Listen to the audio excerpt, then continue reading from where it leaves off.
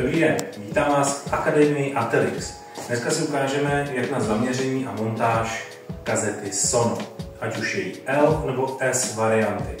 S nebo L je to stejný jak s tričkama, S bude menší. Na výšku zaměřujete rám od horního okraje až po spodní zasklívací lištu, včetně té spodní zasklívací lišty.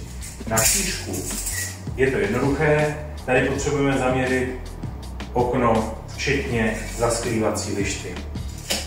Variantu Sono S, tedy menší, volíme především pro látkové rolety. Variantu Sono L, která je trošku větší, tak volíme pro rolety den a noc. Kazeta Sono, ať už L nebo S, je vždy vybavena vodící lištou. Můžete si zvolit kovovou nebo plastovou variantu. Obě dvě mají vzadu oboustrannou lepící pásku, která má šířku 9 mm. Je tedy potřeba, aby rovná plocha na okně byla nejméně 9 mm. Když bude méně, je potřeba upravit šířku, kterou zaměřujete.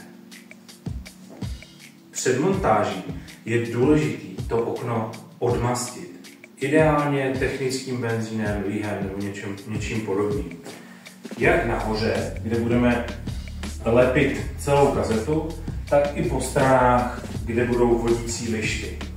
Toto je opravdu velmi důležité. Pokud to na okně neuděláme, roleta pak může padat. Jakmile je okno očištěno, můžeme přejít k samotné montáži. Ta je velmi jednoduchá. Stačí odlepit oboustranou lepící pásku a kazetu nalepit zároveň s horním rámem okna. Vidíme, že to máme vodorovné, takže můžeme nalepit.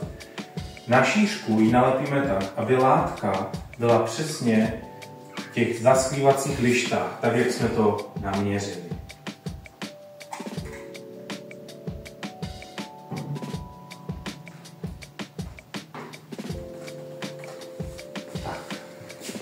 Na spodní část vodící lišty nasuneme toto plastové zakončení. Nyní můžeme přejít k montáži. Na očištěné okno nalepíme zasklívací lištu. Zde je velmi důležité, aby ta lišta byla vedle řetízku, u látky a byla vodorovně. Můžeme si pomoct například ryskou, kterou uděláme metrem, aspoň ve 3 místech, nebo ideálně i touto vodováhou, kdy budeme naprosto přesně vidět, že lištu nalepíme rovně.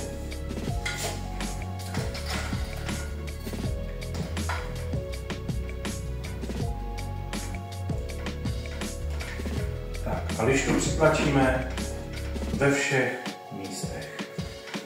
To samé uděláme i na druhé straně. Pro zákazníky, kteří chtějí opravdu zatemnit, jsme schopni vyrobit i spodní lištu, která se lepí na spodní zasklívací lištu. Když ji takto nalepíte, roleta do ní krásně zajede a nic nebude prosvítat ani spodní stranou.